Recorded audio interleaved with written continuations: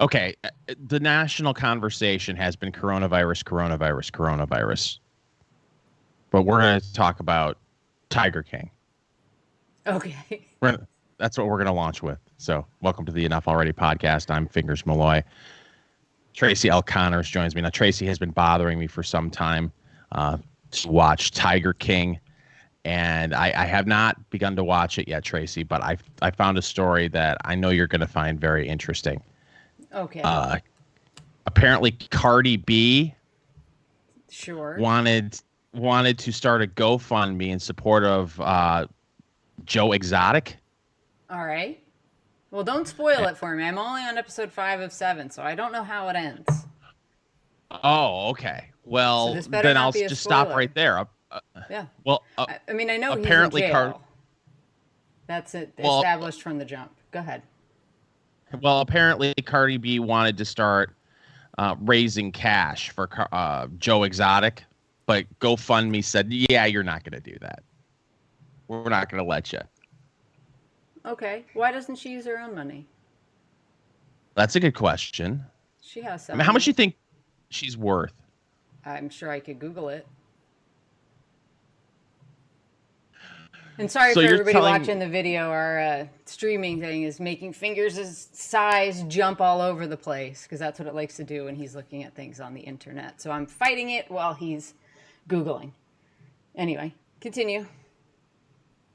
Well, apparently she was serious about raising cash for Joe Exotic, which, by the way, was my nickname in high school. Excellent. But GoFundMe said that apparently you can't do that for reasons I will not give away because that may be a spoiler for poor does Joe. Does it have to do with what he's charged with? Yeah, apparently money cannot be raised on its platform to fund the defense of inmates convicted of certain crimes. Well, if Cardi B was smart, and by the way, according to Celebrity Net Worth, she's worth $24 million. She could rally. Oh, does she have a beehive too? Is that how it works, or is that Beyonce only? A beehive? Yeah, that's what Beyonce fans are called. I did not know that. Bee, she's the queen bee, so they're the beehive. Come on, you have children. Wow. They don't tell you these things? No, they did not. Well, this may surprise you. The oldest is not into either one of the beehives. She's not in any of the beehives, apparently. Well, she's not a Cardi B fan, and she's not a Beyonce fan. Okay. Well, I could see the younger one. I mean, usually that's where it starts. I'm serious. I remember being at a single-digit age. And at that time, it was like Debbie Gibson was out, and she was so cool. And then there was Tiffany, who was kind of trashy. I mean, they both were trashy and played at malls. And then Madonna, of course. So to me, Madonna would be the equivalent of Beyonce. Tiffany, we're going back in the day, back in the 80s. She seemed like the type of gal, when we were teenagers, you thought to yourself as a guy, yeah, she would go in the back seat of your car at the mall with you, but not Debbie Gibson. No, she was too sweet and innocent. Yeah, too sweet and innocent. All right, well, so here's my question for Cardi B. Why doesn't she reach out to the Innocence Project, which is a huge nonprofit that specializes in getting people out of jail who are wrongfully imprisoned? And I believe it's also a 501c3. So she can, instead of setting up a GoFundMe, just say, yeah, everybody. She picks up the phone, calls whoever runs that joint. I don't know if it's Barry Sheck anymore or not, but he used to be involved, one of OJ's dream teamers. See if she can get him on the horn and say, will you take up Joe Exotic's case? Please. We want to get him out of jail, and then we want to run him for office in 2024. Hey, he ran for governor of Louisiana and got close to 20% of the vote. Or not Louisiana, excuse me, Oklahoma. That ain't bad. These are interesting times we're living in, Tracy. So apparently I'm finding out that it only takes about $2,000 and you can own your own tiger. Is that what's going on Yes. here? Yeah, there was a great meme that I saw floating around last night where it's a couple laying in bed and they're both laying awake, but they're facing away from each other. And it's giving you their inner thoughts. And the woman is thinking, I bet he's thinking about how he's going to keep our family safe from the coronavirus. And the man's thought bubble is, man, I wish I had known sooner that you could buy a tiger for $2,000.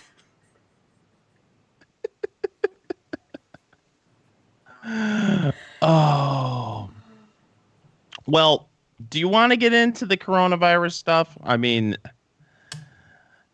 at this point, it's just dominating the national conversation. That's the only thing that's happening aside from Tiger King. So there may be a breakthrough soon in testing. I don't know if you saw this, Tracy, but the University of Minnesota and the Mayo Clinic are readying an antibody test for the coronavirus, so that you'll be able to tell if you have any antibodies in your system, to see if you had been already exposed to the coronavirus, and if so, you wouldn't be a threat to everyone else. That may be coming out soon. They still got to jump through all the hoops and send their plan, I guess, to the CDC on a CD-ROM. Isn't that how that works, Tracy? Yes. So that's good news.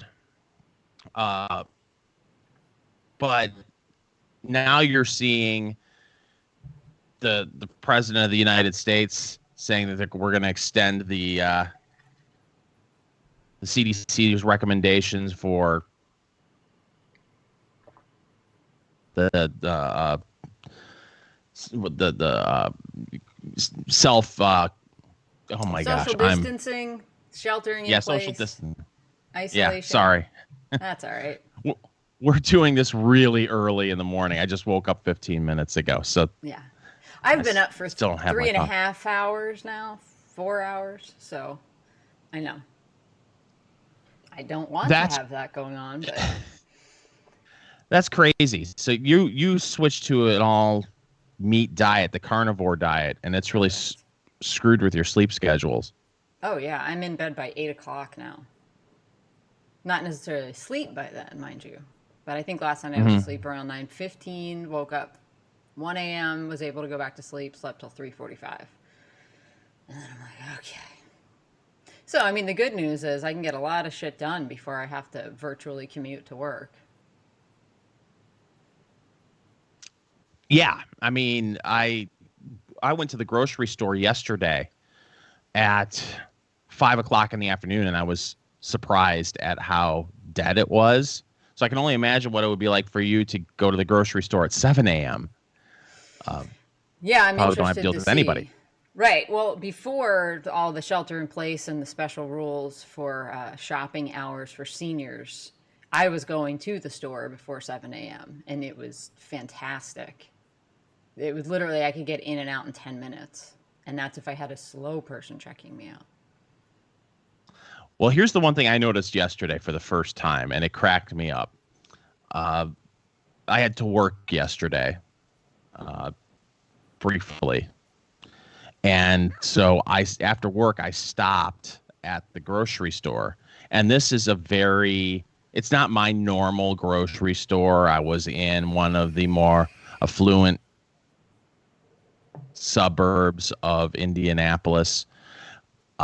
So I was walking in, and, this is the kind of place that would usually be filled with the soccer moms who are rich. And so they're all, done up and trying to look their best. And no one gave a shit how they looked.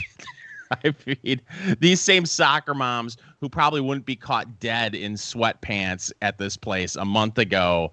I mean, everyone, men, women, sweatpants, women, ponytails, no makeup on. Nobody gave a crap how they looked.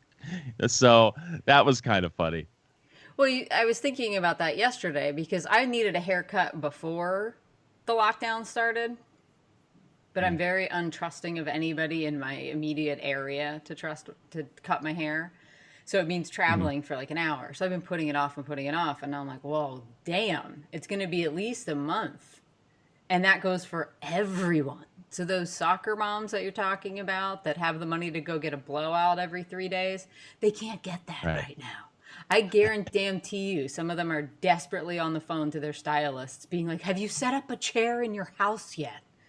Can I please? I need my tips filled in.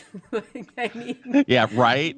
Yeah, I'm sure. I mean, that was one of the memes floating around a week and a half ago. It was, how was it? But in about a month, we're going to all know everyone's real hair color. Yeah, no joke. Oh, but I wonder about the backlog at the salons and the barbershops. I mean, can you get in line now? I'm serious. If I was running one of those places, I'd be holding appointments for money just to get cash flow coming in. Well, I have a friend. I don't know if I talked to you about this a couple of weeks ago.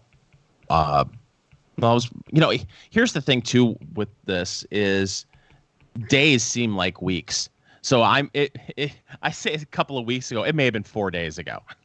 But she lives in Colorado, and she said that there was a police officer parked outside of her hair salon, make sure nobody was going in.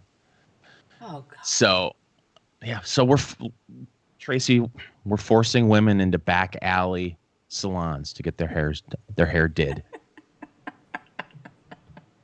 It's 2020. Oh, it's awful. The war on women is real. Right. So she has a good relationship with her. They call them hairdressers, right, Tracy? Is that what they call them? Stylists. Let's be classy about it. You go to your hairdresser and pay with your charge plate? And that I pull out of my pocketbook? No. Her stylist drove 40 minutes to her house to do her hair at home, which I'm sure is going on everywhere now. And while that may be a pain in the ass and you're not going to make as much money, at least you can keep it all under the table. You know what I mean? Well, I bet you the stylists that probably end up making more money doing it on their own because the salon takes a cut. So right. If they're freelancing, all they need is scissors, a blow dryer, maybe a flat iron, and a comb. Yeah. Unless maybe you're doing color. Fancy shampoos. Right. Color's a whole big to do. But think about talk about surge pricing and gouging. I'll come to your house and color your roots. $500. What are you gonna do? I wonder if there's an online haircutting class that I can take. I've got some scissors. I'm ready to rock. Well, licensing won't be a problem for you. Right. Oh, it's just crazy. So, but I had to go, I'm running out of bread and milk. I don't want to go out at all. Right. Can you live without bread Not and a milk? fan. Yeah, got kids in the house. Make them go themselves. Trying to keep everybody happy. So when I'm out and we're out of stuff, then I will go to the store, but I'm not happy about it. But I was at Costco last week, and this is really taking a toll on retail workers. I mean, I looked at the cashier, and she had a full mask on. It looked like the mask that they recommend that it's called an N95 mask. Yeah. And said, how you doing? And you could just tell in her eyes that she was like really tired and probably a little frightened. She goes, I'm hanging in there. It's been hard. So if you keep these people in mind when you're going through there, how difficult their job has been and the risks that they're at. I am in the Midwest, and I see a lot of stories about auto workers. And in automotive plants, it's you're shoulder to shoulder with people, and everyone's touching the vehicle or whatever part that's going down the assembly line. There have been at least 3. You're telling me those guys aren't wearing gloves? They do wear gloves, but sometimes they have to take them off for a variety of reasons. Well, we've seen, I believe, 3 Chrysler workers have died now. So, I mean, we're hearing stories about the auto workers in the Midwest, but not a lot of information about retail workers. And I mean, they have to be scared. You know, you're just standing there. The local grocery store chain here in Indianapolis, they're all over the Midwest. Kroger. I think we talked about this. Do they have a Kroger in Pennsylvania? No, but they're I've been to them. I can't remember what states. They're pretty widespread, though, I think. Mm-hmm. They're starting to put plastic plexiglass or glass, but it's probably plastic, barriers up between the cashier and the customer now. You got to reach around the plastic to give them idea. So it's like a giant sneeze guard. Yeah. Hey. I don't think that's unwise. It's part of the new normal that we're going to have to get used to. Yeah. I think new normal, you're going to see people wearing masks. I think the further into this we get, the more Mad Max stuff starts looking. Nobody's going to have a haircut. You're going to have men running around with beards all over the place. Because they're just not going to care. If you're not leaving your house, why would you bother grooming? Like you said, people at the store are just in there in their PJs. Yeah. Why not? It's like college all over again, being a freshman and rolling to class at 8 a.m. and right out of bed to class in your pajamas. Who cares? Yeah, I trimmed my beard yesterday, but was told by a friend of mine that you look like you've been locked in the house for a week. I was like, that's the nicest thing anyone said to me in the last 3 minutes. But I think people are going to get resourceful. Like, I've got a line on maybe I can get into a gym. And that's got me really excited. Oh, really? Yeah. I mean, why not? I don't know if you have a private gym or something like that. Why couldn't you just set up half hours or hours that people could rent the gym from you? And then, you know, as long as they clean up, or you probably have to come in and clean it up, but it is your private property. So as long as you don't have the people in the neighborhood, which those people have gotten the hell out of control with the snitching.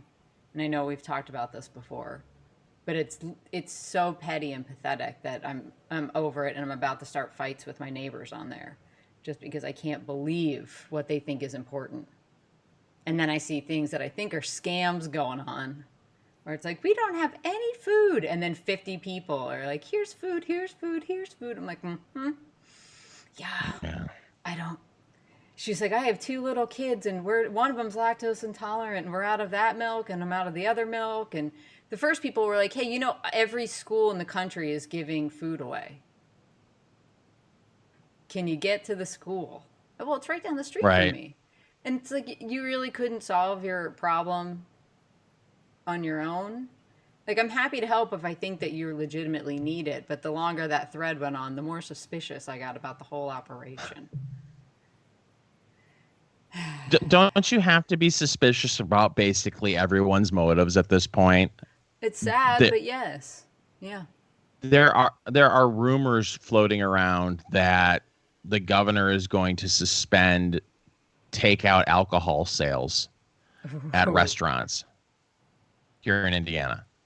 Well, you know, we don't have any open booze. I did hear you tell about one liquor store. I don't know how they have this. It's not a state store, which I don't understand, but they're doing UPS deliveries.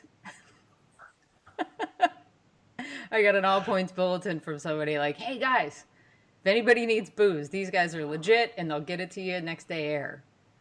Or next day, I guess, ground, because it's just in the state. But yeah, that's crazy. I don't know why they're suspending sales of anything that's still a business that's open. I have a theory. Okay. For Indiana, like I said, and these are just rumors, but I found that in these coronavirus times, a lot of these rumors end up becoming true.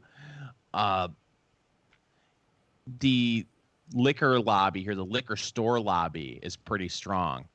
And it took years for us to get Sunday sales in Indiana, and much of it was the delay was due to lobbying by liquor stores. If they thought that this was going to be a huge cash cow for them, and I'm sure in a lot of ways it has, but then they're seeing some of their sales not be what they should be, because people can, as they're going to a restaurant, just getting their booze from the restaurant. I'm sure that there are lobbyists whispering in people's ear at the State House saying, hey, this isn't cool. We don't want to make this into a thing. Follow the money. Why would government want to suspend this? It's not. What are they going to be claiming? That people are opening the liquor from the restaurant and drinking it on the way home and getting into car accidents? Something that they could easily do if they buy their liquor at a liquor store. I mean, what that's I think we played it before. That was one of the ads that was put out by the Liquor Store Clerks Union when they were fighting against the privatization of it in Pennsylvania. It was some little girl standing next to a coffin because her dad died drinking and driving, because he was permitted to buy alcohol somewhere aside from a state store. As if the employees walk out and they put some kind of a locking mechanism on it that doesn't unlock until you get home to prevent you from drinking and driving after you leave the liquor store. I mean, it's just insane.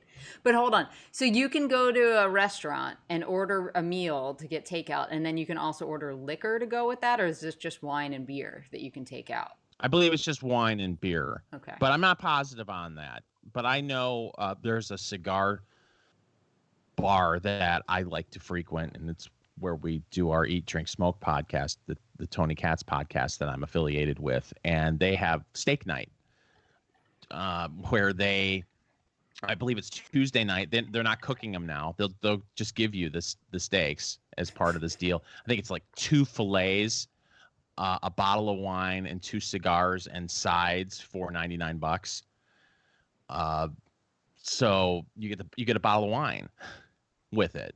And apparently there's word that the governor and people at the State House don't want you to be able to grab that bottle of wine along with the fillets. But why? They've already paid the appropriate tax, you would assume. They're just trying to choke point the distribution. Is that what you're saying?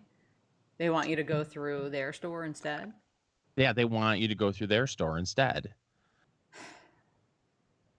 That's my guess. I'm just speculating here, and that's just one example of off the top of my head. That there's a restaurant by my house that has really been pushing the takeout with the beer. It's called Aspen Creek, and they're coming up with creative ways of trying to drum up business. They came up with their own little music video with an original song about why you should go to Aspen Creek to get your steaks and your beers. And so this is a thing that, listen, to me, it enhances the experience of going and getting your takeout, because a lot of people are turned on. I have relatives that are saying to themselves, they've told me, hey, I really am not crazy about getting my food right now from anyone else. And you're seeing people going to the grocery store and coming home and wiping their packages down. Mm-hmm. So if you can add a little extra incentive for people to go get carry out, by saying, okay, listen, you can buy beer too. So I've got an O'Charlie's.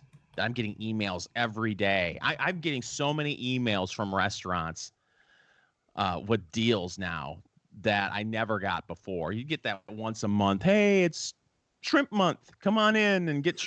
It's daily. It feels like now. Come on in, please. There's an O'Charlie's, which is a chain in my area, and they're doing $5 burgers and fries. So for lunch, that gives me a little extra incentive. Hey, you know what? Maybe I'll go to O'Charlie's to pick up my beer along with my burger. One-stop shop, So it'd be a shame if government is about to do what government does and overregulate and say, oh, you know what? That was cool for a while, but we decided we don't want that anymore because it's pissing off some lobbyists. I think the most brilliant promos that I've seen for restaurants doing takeout is, and it depends on the municipality and what they're doing. Like, what if you have to spend X amount to get this, but they're giving out toilet paper. So you buy a meal, you get a free roll. You spend X, you get this many rolls of toilet paper. I think it's brilliant. Because they probably have stockpiles of that stuff for their restrooms, and now haven't had customers in there for 2-3 weeks. They have enough, apparently. Like, I just did a search for it, and there's stories from 6-7 different states that show up on the first page of the results. These are the restaurants giving away toilet paper with your meal. And this is still a thing. It's amazing to me that like I said, I went to Kroger yesterday. And when I first walked in there at 4:30, no toilet paper. I like to look, and I'm pretty well stocked, but if I see some, I'm grabbing a package anyway. I'm not hoarding, but just to make sure I'm a little bit ahead of the curve and make sure I have plenty here. So I went about my business, and then I happened to pass by the toilet paper aisle again, and they put about, I'd say, 64 roll packages of Angel Soft toilet paper, which I'm told they claim that the stuff is soft as an angel, Tracy. It's Angel Soft, but it's not Angel Soft. So, and of course, I grabbed a 4-pack because Angel Soft is better than newspaper, a towel. Yeah. Newspaper. But I mean, as soon as they put that out, it was chaos. It was like throwing a French fry out on the beach in the parking lot, and all the seagulls flying over to try to get the French fry. But so that's still a thing. I still cannot get my dad to stay home. And it's about toilet paper. It is? Yeah. I talked to him yesterday, and he laughs at me. He said, yeah, I'm going to get up tomorrow and go to the Dollar General. I hear they have toilet paper. Like, Dad, how many rolls do you have? Oh, over 20. He lives by himself. He's an 81-year-old man. I can't imagine that he's going through toilet paper like crazy. But he worries about stuff, and that's the only thing that's on his mind. I mean, is worrying about running out of stuff. So he said, yeah, I'm going to get up to tomorrow. Dollar General has a truck. I'm going to go get some more toilet paper. So, Dad, please don't leave the house over this. You have enough toilet paper. You've got plenty of food. Please don't. And he laughs. Yeah. It's not bad here yet. Okay. He lives in Michigan. Michigan, I believe, is as far as states that have been impacted by the coronavirus, it's, I believe, top 8. So I don't know. I've got a relative. This is wild. Listen to this. I've got a relative who was pretty much told she has it or had it. But at the time she was given the test, it was taking up to a week to get results back. But the doctors were treating it, said, listen, we think you have it. So listen to how she described it. Okay. This is what she was going through. This was last Saturday and Sunday. We're recording this on Tuesday. Last Saturday and Sunday were the worst. Barely moved, achy, super stiff, almost tight in my chest and upper back. My neck was stiff also. Chills, sweats, cough once in a while, sneeze once in a while. And I was going back and forth with her this past weekend when she was telling me all this. She said, Now I get tired at times and almost out of breath taking a shower or going up the stairs. Nothing at the point where it's out of control. Don't get me wrong. After that first Saturday and Sunday, I've had moments every day where I thought I was better. It plays a game with your head. So she was going through all this, tested negative for the flu. And then she found out yesterday that she tested negative for the coronavirus. She doesn't have it. So it was like, what the hell was that? It was something that she'd never had before. A sensation that she'd never felt before when she had been sick with other things, that it was lasting that long, feeling and testing negative for the flu. So it's like, well, what was that? Did you talk? Was this like a normal just bug and mentally people are whipping themselves up thinking that they have it? I mean, Lord knows there have been several times over the past month where I've tried to talk myself into having it. So I think that's a lot of what's going on. And when you started telling me this the other day, you said, oh, they have it. Immediately, my relatives have it. And then you're like, well, they don't actually have it. This is what's going on. And that's when I shared with you, and I'll throw this up on the brand new, rebuilt, enoughalready.media site. The, who was it, WebMD? I sent you that little infographic they made that shows you. It's like, how do I tell if I have the coronavirus? Well, here are a list of symptoms for the common cold, for the flu, for something else, and then the coronavirus. Well, long story short, the flu symptoms and the coronavirus symptoms are mirror image of each other. So it wasn't the least bit helpful. So I sent that to you and said, here you go, relax. And then I also told you, and I have this up on the site, the video of this, Dr. Birx, who's part of the coronavirus task force. She, during one of the press conferences, said, look, we need to parse the numbers a little bit here on what we're seeing every day, because we keep seeing, this many new cases and this, but we don't see how many people were tested. And she said, of the people that have been tested, and this was probably 5 days ago at this point, so I don't know if these numbers hold.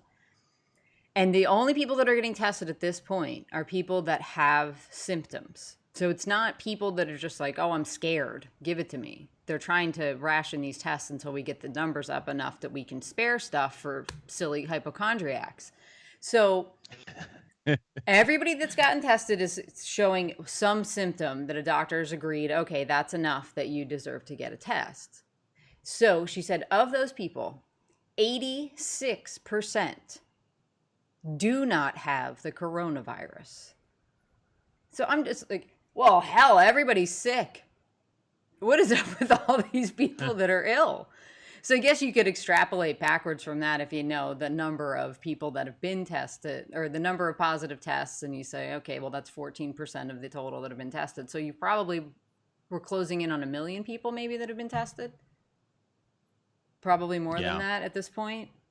So, and it's just, I agree with you. I think people manifest these symptoms in themselves. You'd be shocked how much you can do just thought-wise to screw with your body.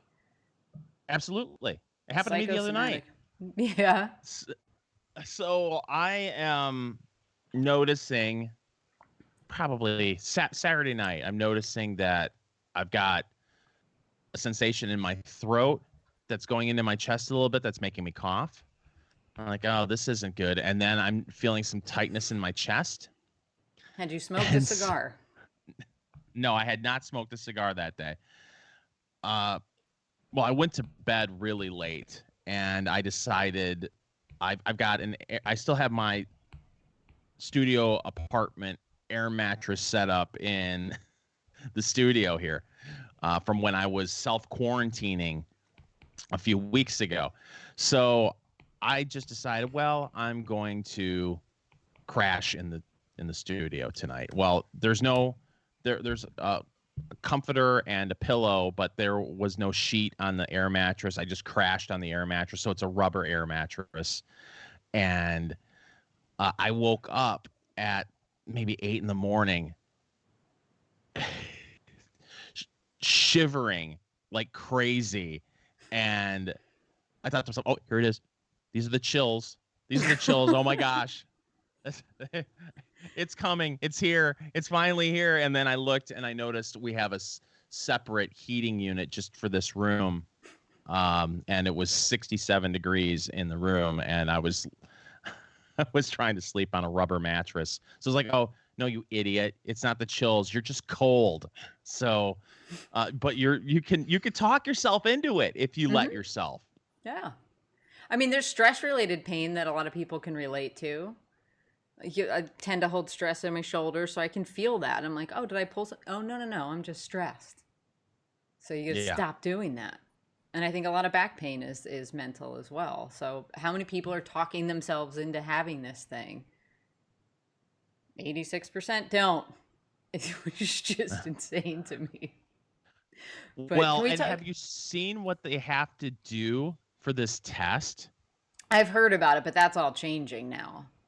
Right? You've got the rapid 5-minute test that doesn't involve that shoving something all the way up your nose until it hits your brain.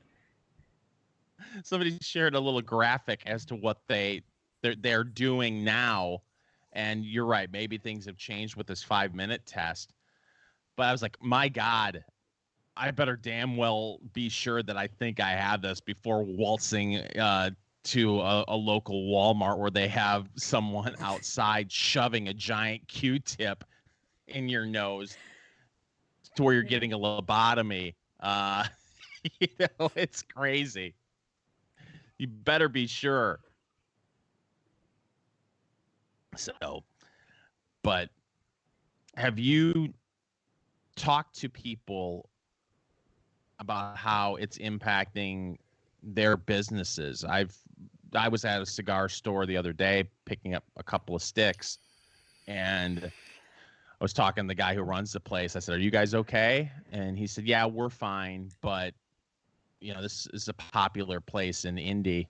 And they got a little cigar lounge in the back, and he said, "I've got a guy that runs a few restaurants, owns them, and he's been in the restaurant business for 40 years." And he said, "If this goes on for much longer, I'm going to lose everything," which is a story that needs to be told more and more about how, we're doing the social distancing, but do we need to do the commerce distancing as well? We're just shutting everything down. Yeah, I mean, it'll be, well, yeah. I've talked to other small business owners around here that I meet with usually once a month, and we've been talking via video conference once or twice a week at this point. And everyone, with the exception of one of the group, has been deemed an essential business. So they're all up and running still, which leads to all these other, headaches and heartaches. And it's, how do you keep your people coming into work? How do you keep them safe? How do you keep them informed? How do you make sure that they're not showing up sick just to get the paycheck and this kind of stuff? And so it's hard. And now trying to navigate what the huge, bazooka bill of money means to everybody. And do we go and apply for those loans? Do we need them? Do we not? Should we get in line regardless? And so I have a call with them later this morning to see where everybody stands on that kind of stuff. But I mean, there were some panic moments when some of them initially were on the shutdown list, I think, for the state, because they just arbitrarily waved the finger, oh, these things should shut down. I think we talked about that. Like, let's close all the coal mines in the state of Pennsylvania. That makes a hell of a lot of sense. It's like, why don't we just shut off cable and electricity and water? See how long we can get people to cooperate. But yeah, it's not the most fun time in the world. But I had a conversation yesterday. I keep thinking, I'd like to do something to kind of build morale. I know I shared on Twitter the letter that we sent out to our customers and vendors and all this kind of stuff, and kind of the sentiment that we arrived at was like, we're going to keep working as long as we can, because we're basically an important part of the massive supply chain, because we sell into food and pharmaceuticals and also safety product stuff, so all those are vital industries that need to keep running so that everybody else can sit at home but still get food and medicine and all that kind of stuff. And we understand that everybody we're selling to is in the same position that we are. So we wanted to say, we're going to be resolute and strong and get through this and make sure we're doing everything we can. But kind of building off of that, can it get something more on a national level? And my initial thought was like putting together t-shirts, and I've played around with the idea of calling everybody the QuaranTEAM, TEAM, that's allowed to continue on. These are the essential guys. And wouldn't it be cool if they had some kind of a signifier that other people could look at and see? Because there was, speaking of that stupid Nextdoor app, there was a fight between my neighbors the other day because one of the guys said, I want to know who the local businesses are that have furloughed people but are still paying them so I can thank them. And somebody jumped in and was like, hey, how about all of us that are still going to work, that are keeping you, and like it got into this giant fight. And I'm like, well, it would be nice to be able to recognize those guys, because the internal message we told our guys is like, hey, you guys are actually heroes in all of this.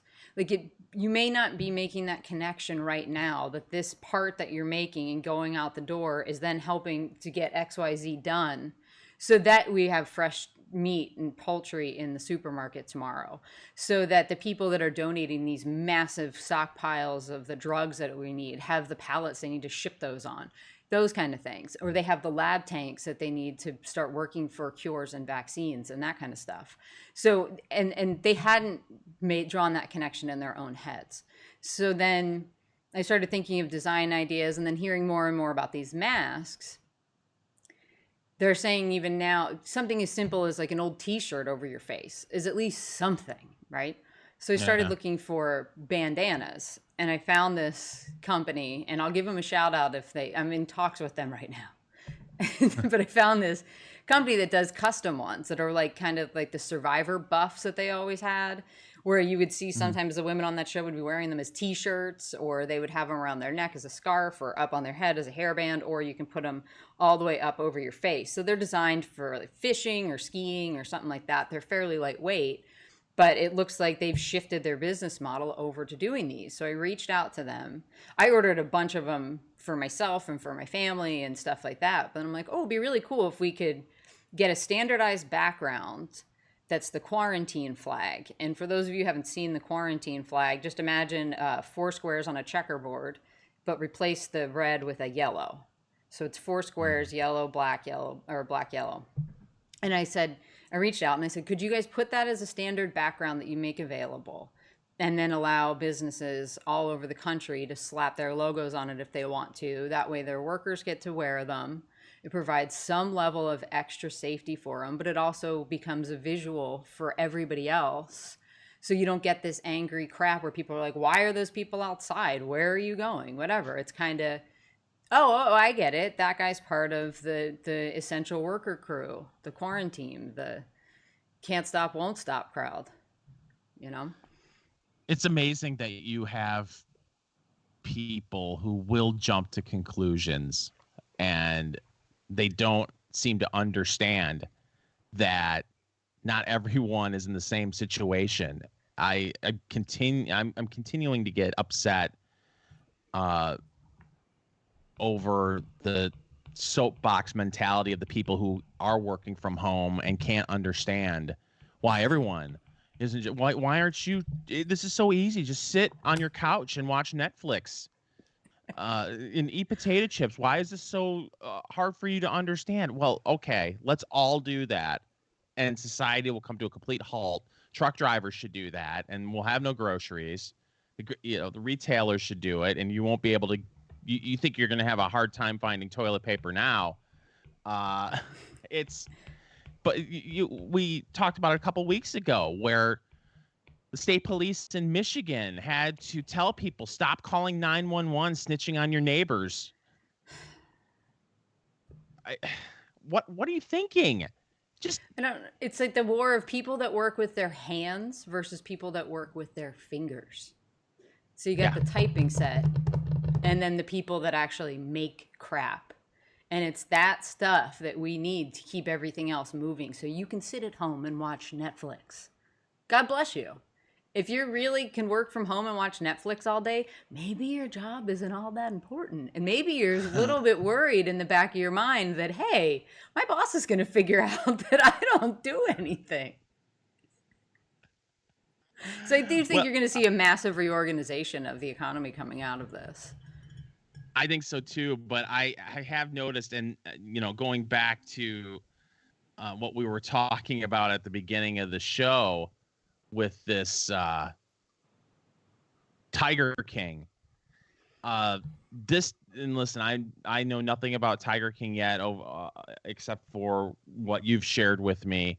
But this show, to me, came out of nowhere and has just captured the nation's attention in a way that I haven't noticed with other shows as quickly as, and it's because everyone's sitting at home watching Netflix.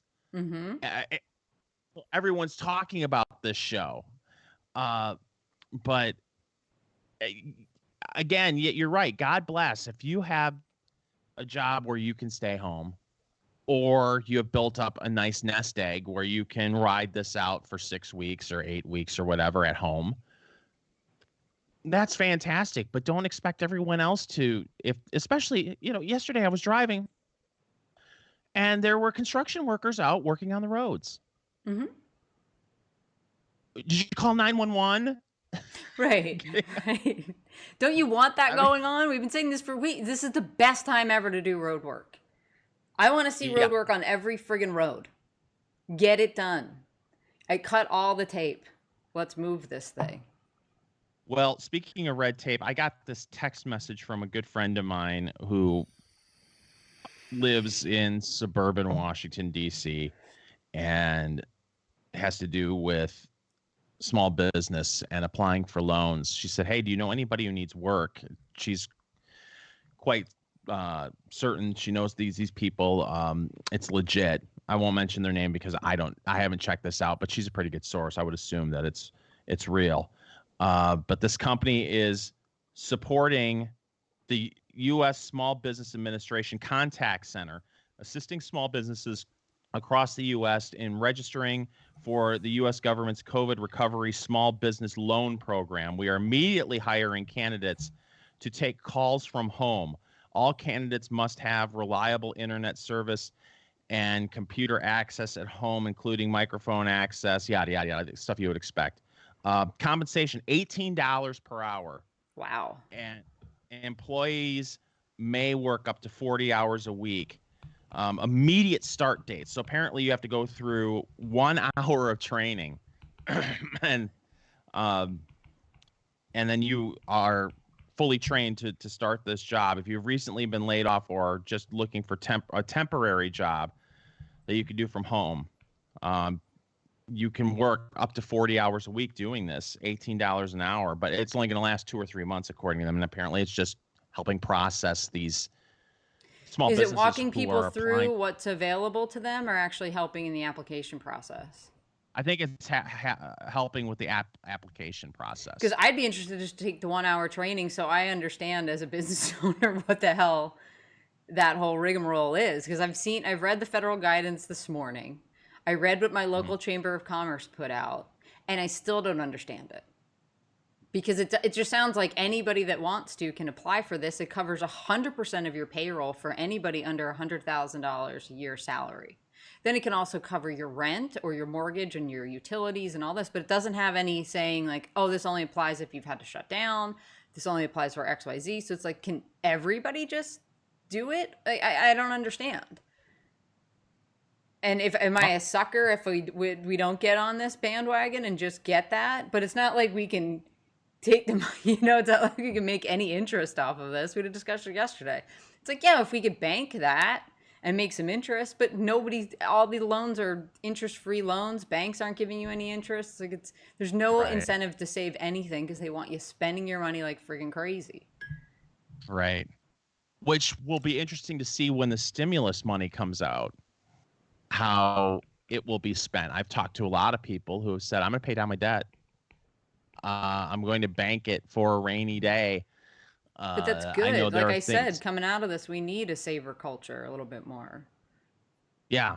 No, there are things I would love to do around my house. I would love to replace the bathroom floors and 2 bathrooms. But do I want a crew coming in here during this whole thing to work on my floors? Does a crew want to come in here? Oh, I'm sure they do. Work on my floors. I have a friend whose business is that sort of thing, and they would love to have their crews out right now. Otherwise, they got to keep their guys on the payroll. Right. So they'd rather have them working. I'm sure. Well, and I think a lot of people in that kind of industry are like, virus, schmirus. You know? The name of the work show with the hands, not the fingers. Virus Schmirus, will that be the No, name because of the I don't want to get episode lumped in. I don't want to get lumped into that whole crowd that's like, it's just the flu. I'm sick of that, hearing that argument. Like, there are some gray areas in this discussion. Like, I'd like to see more information. I still haven't seen the comorbidity rates. I see this blazing headline, this aide to the governor of Louisiana, a 33-year-old, passes away due to coronavirus. And then you look into it a little bit, and it's like, holy crap, she was in poor health, and she was incredibly overweight. And they keep using this phraseology, type 2 diabetes. It's called obesity. That's what that is. So can we just say this? These are what the actual risk factor, your increased risk if you have XYZ. But we can't say obesity for some reason. And what is it, 40-something, 50% of the population is obese? Yes. So you don't think we want to warn people? Like, hey, maybe you don't need to go to the grocery store for a week. Who knows? I don't know. Intermittent fasting could be really good for you. Maybe that'll be the name of the show this week. Hey, maybe you don't have to go to the grocery store for a week. Yeah. Look, you haven't managed to save up money, but you've managed to save up a whole bunch of stored energy. That's what that is. Burn it off.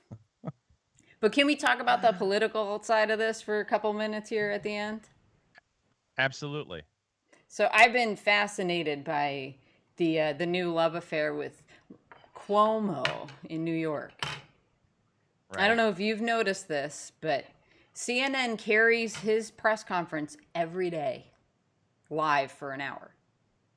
And then I'm on Twitter yesterday, and our good friend Kiera Davis is tweeting about a Gavin Newsom press conference that's going on. And I have CNN on mute, just because I like looking up every once in a while and seeing what they're talking about. And I look up, and there's no Gavin Newsom on my TV.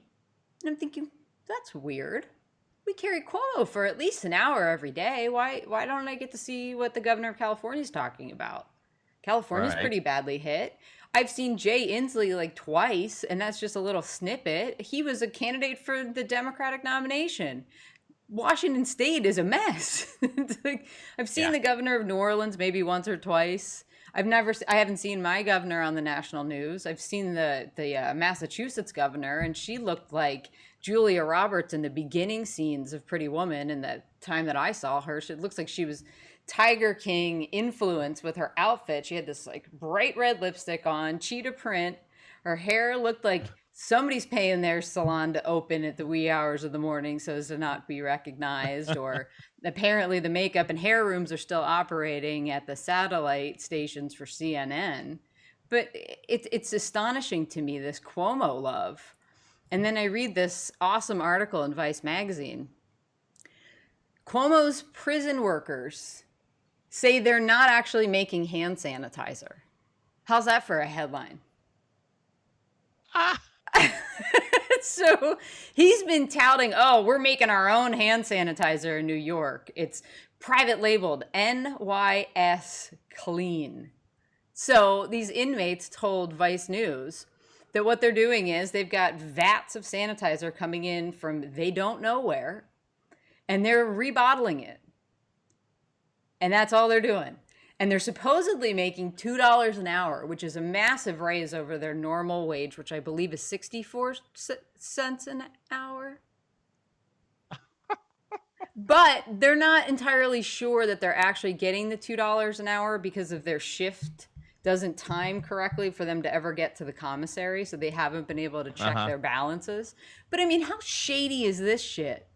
Mr. Progressive is using prison labor to rebottle some sanitizer and then pretend like, we've solved our problems ourselves here. We're making our own. Let's get the hell out of here. He's up and then you see like Bill Maher's talking about how great Cuomo is. CNN loves him. Oh, he's really taking the lead. He's such a leader. Meanwhile, the dummy had a bunch of ventilators sitting in a warehouse in New Jersey that he didn't even know about. And he is the one that talked about stuff leaving the hospitals, these masks disappearing. And then Trump brings it up, and it's, oh my God, Trump is accusing doctors and nurses of stealing stuff. And it's like, is that really what he said? Because I've watched the clip a couple times now, and he's just talking about, whoa. They used to go through 10 to 20,000 masks at a time. Now they tell us they need 300,000. It seems a little bit, something's going on here. And I don't know if you saw the video that Project Veritas and O'Keefe put out maybe 5 or 6 days ago, where they went to 3 different New York hospitals to see if it was really as bad as they're saying on the news. Because that's one of the things that's missing in all this. There's not a lot of on-the-ground reporting from these outlets. This is what it looks like at the hospital. And there could be an argument like, hey, we don't want to go in there because it's a little bit of an invasion in privacy, and there's probably sick people in there. We don't want our crew sick. I get it, but still. So O'Keefe went 3 different places, talked to 3 different nurses, got 3 different sets of answers about how serious it was, whether or not they should get tested, etc. Because he was saying, oh, I've flown all over the country. I was just in Los Angeles. I was in this place.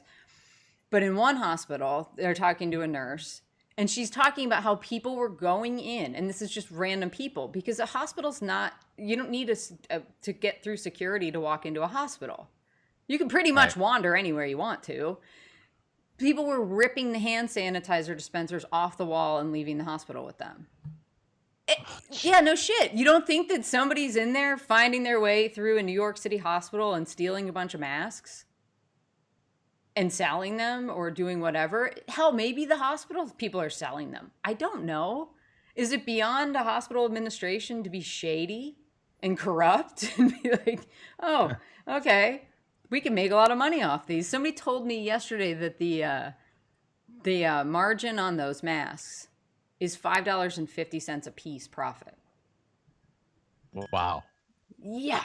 So 300,000 times 5, $1.5 million. Yeah. Well, listen, I don't want to get into a situation where people are thinking that I'm about to criticize hospital workers, and we got to go along with the narrative that, listen, they're heroes. It's very true. They're the stuff that they're dealing with right now. It's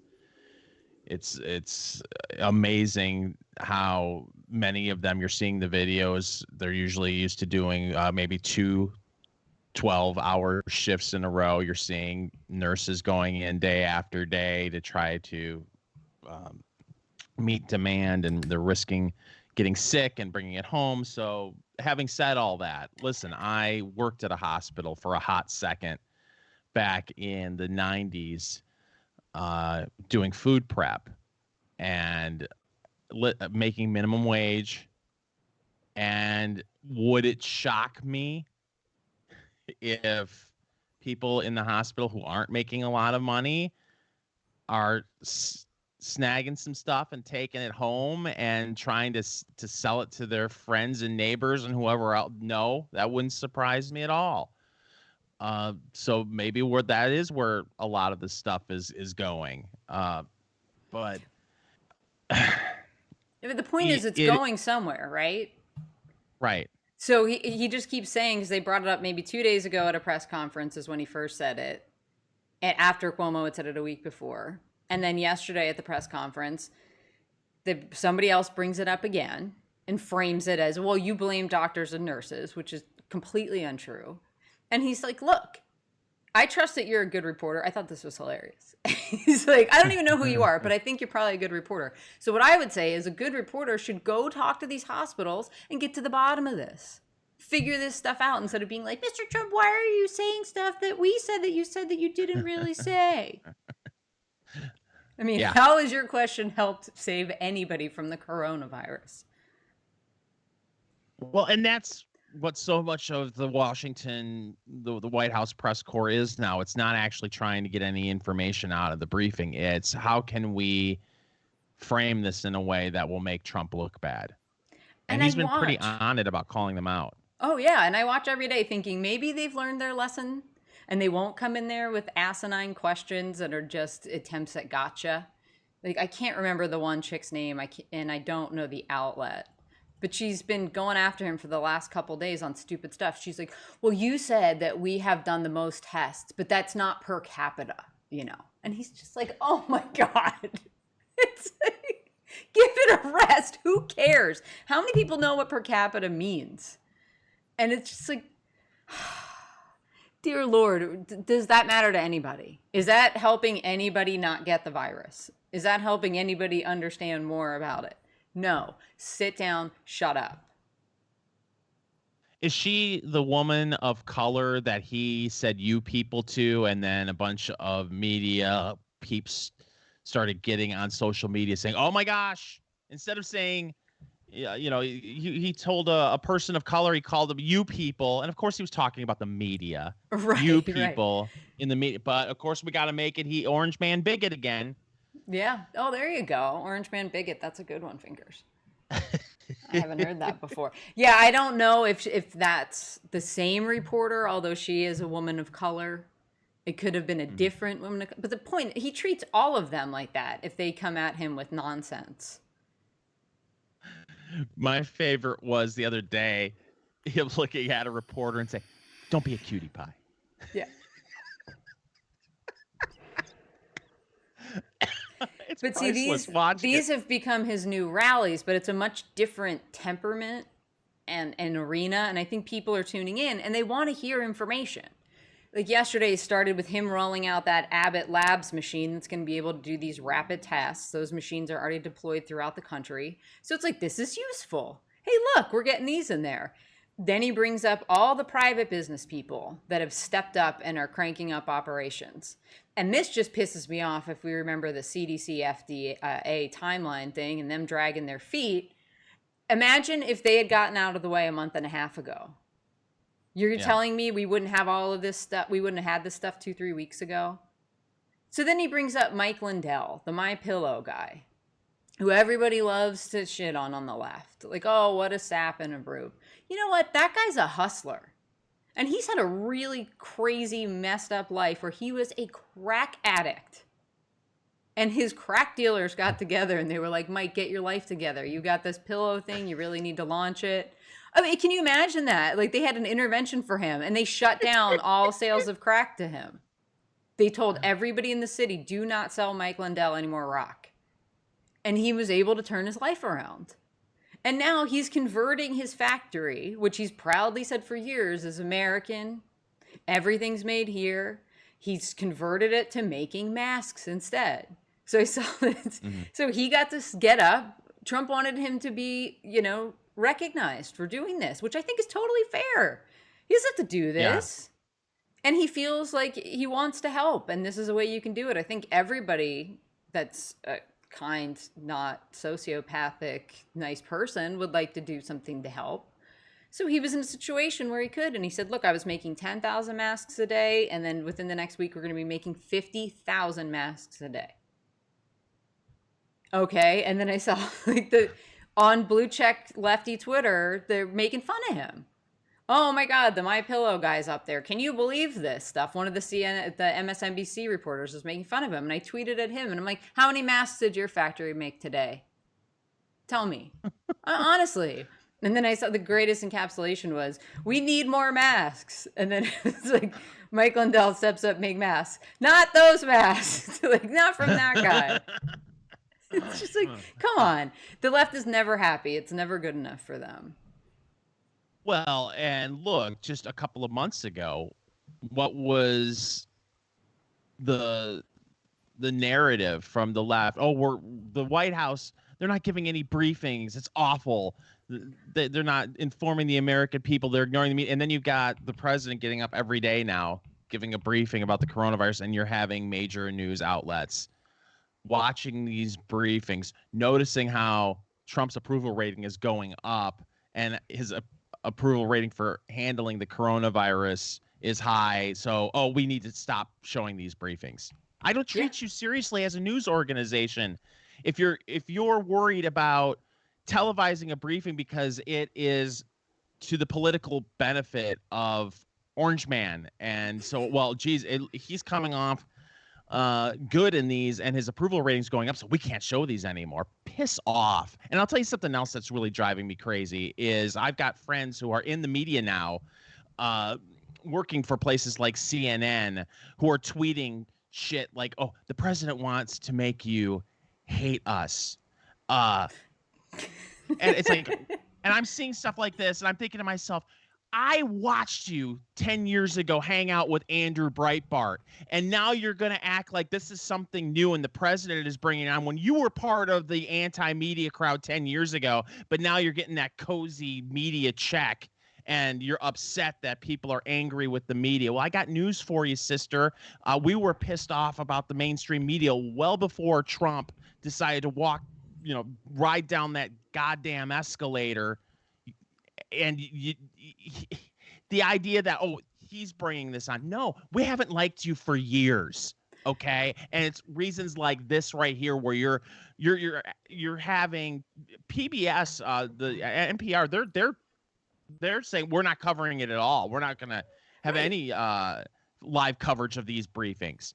Well, and it's all because you think that the president looks good. Those are getting taxpayer dollars. Done. Out. No more for you guys. You're cut off. Why should we pay for public broadcasting if it's not going to cover those things? That doesn't make any sense to me. It's craziness. And then people at CNN, I would say, have you watched these briefings? Have you seen how your own people behave and the inane questions they ask when they actually have a chance to find out information? It's wild. Like, they're not after anything useful. Like, what should people be doing to help themselves stay healthy? They talked a little bit about masks. Should people be using a bandana or a t-shirt or something like that? What other measures can we take? What are the comorbidity rates? Why don't we have that information? And how many of these deaths that are being attributed to coronavirus are they pulling the same sleight of hand that the Democrats do when they talk about the number of bankruptcies that are because of medical debt, where they just conflate the two? It's like if you declare personal bankruptcy and you had any medical debt, all of a sudden it becomes a medically debt-related bankruptcy. That's how you get the huge numbers that Bernie Sanders throws out. That's not true. So are there people dying of other things, but we're also sick with the coronavirus? Or is it the corona? It's like, come on. These are questions that people need to know. And what about contact spreading? Is it as serious as we think? I mean, I keep looking at that. What's the Rudy Gobert? He's the NBA player, right? That went around at the press conference doing all that. Yeah. I haven't heard. I looked it up yesterday. Like, nobody in that room got infected. So what is the danger really? And are we just scaring the shit out of all these people?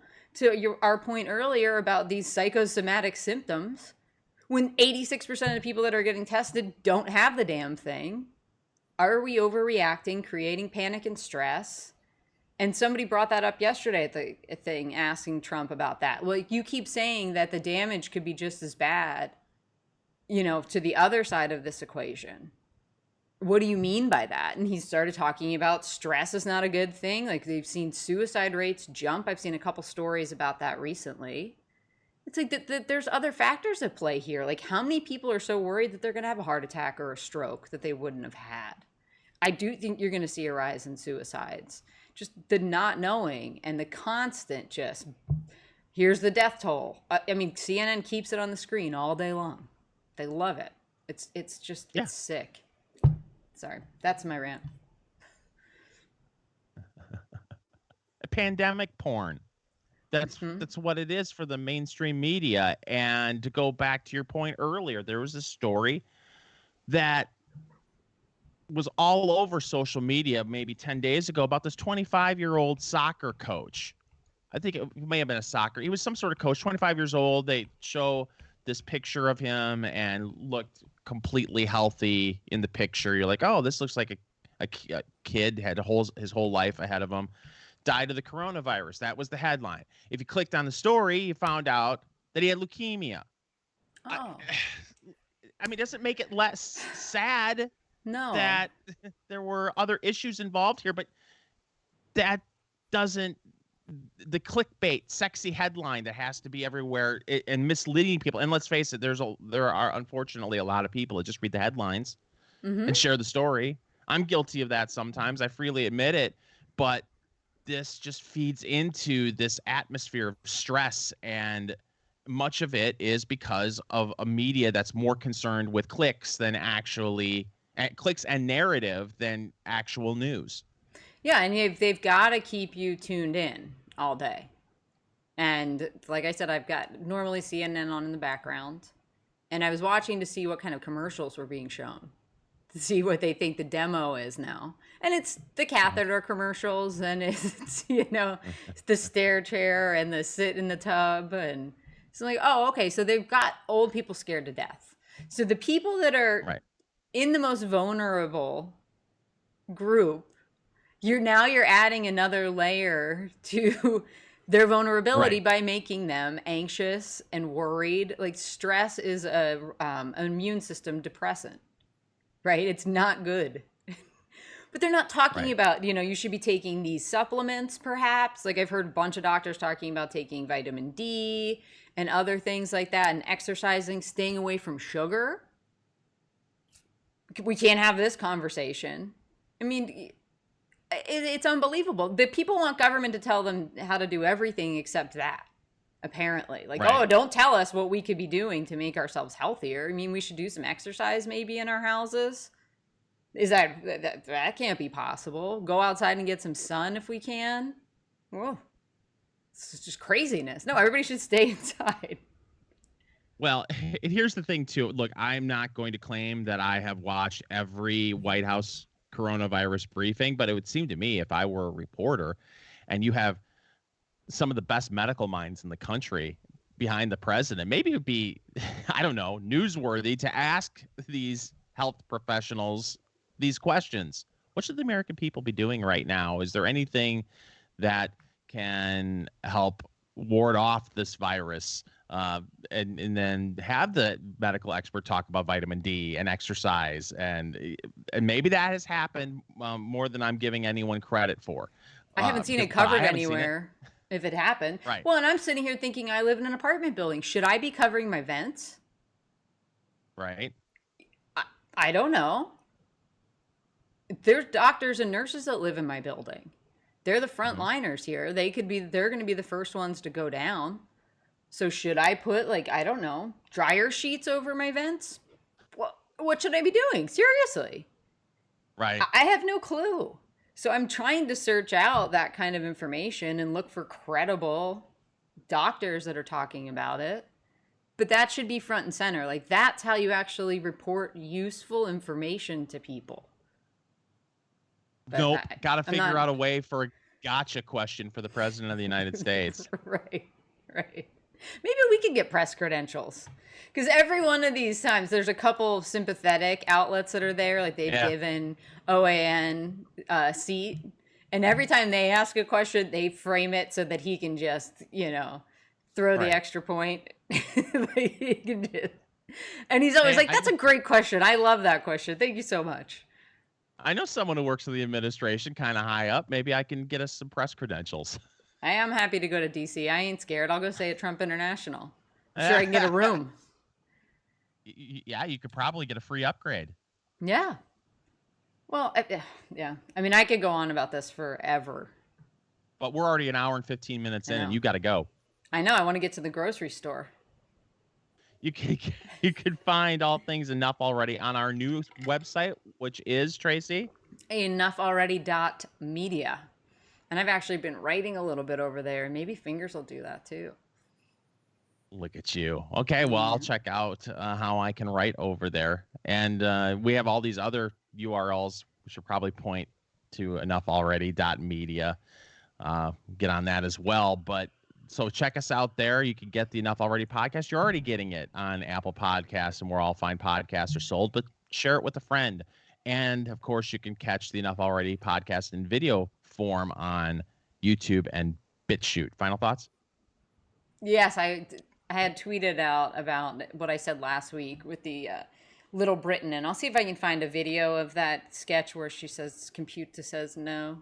but I put that out and I had forgotten there's one there's one exchange with that character and somebody that's trying to accomplish something, and just everything is no. Computer says no. Computer says no. And then one of the responses is just her going, and I'm like, that's the perfect coronavirus response. So somebody tweeted me that gif. It's just like, that's great. That's how you get everybody to leave you the hell alone these days.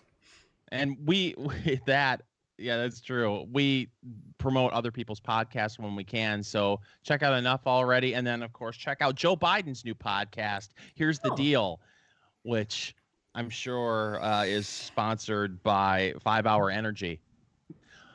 So check that out. But I think we might have to do a podcast supplemental of that one where we do Mystery Science Theater 3000. Is it video or just audio? That I don't know. I just hear the former Vice President Joe Biden he launched a new podcast as the coronavirus forces him to get creative with reaching voters. The podcast called Here's the Deal. Oh, good Lord.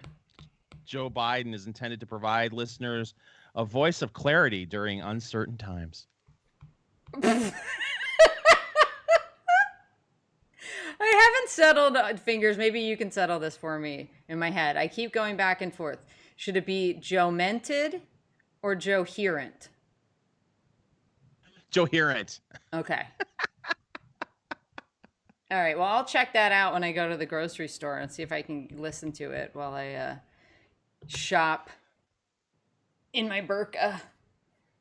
Well, according to one of the satire sites that we love, it's only the podcast is only available on vinyl.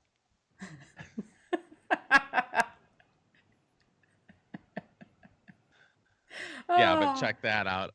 All right, we gotta go. Over She's Tracy, I'm Fingers. Ham radio. You could probably get it on a CD-ROM, Fingers. You gotta send away for it. You get it with your BMG subscription. Oh, what an age. All right, she's Tracy, I'm Fingers. We'll be back soon with an all new Enough Already.